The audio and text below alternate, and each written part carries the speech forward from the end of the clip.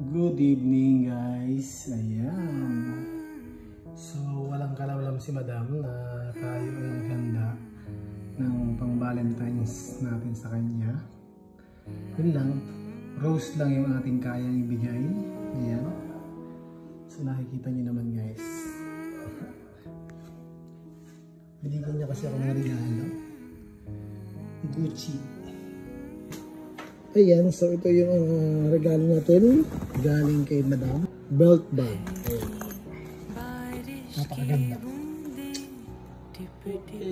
So mahilig na kami maglalayas. So may lagayan na ako ng mga accessories, cellphone, wallet. Ayan.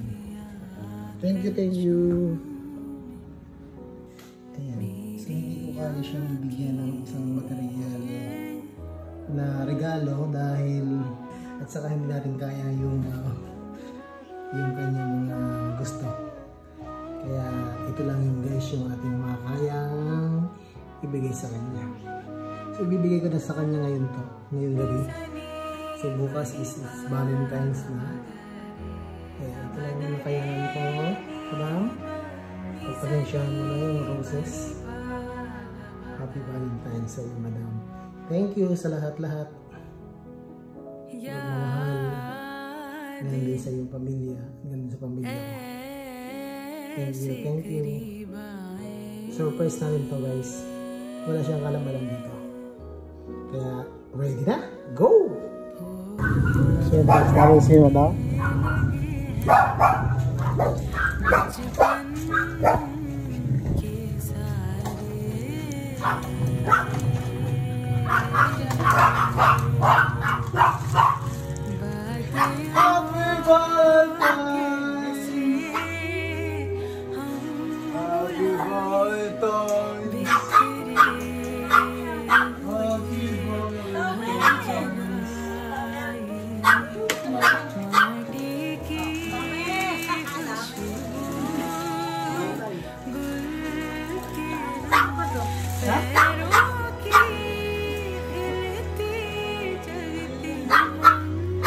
Ano po mga sabi niyo? Salamat! Ang dami naman. Happy. Ang dami.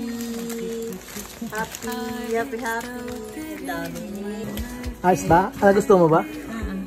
Hindi nga. Wala akong kayang ibigay sa'yo kundi yan eh.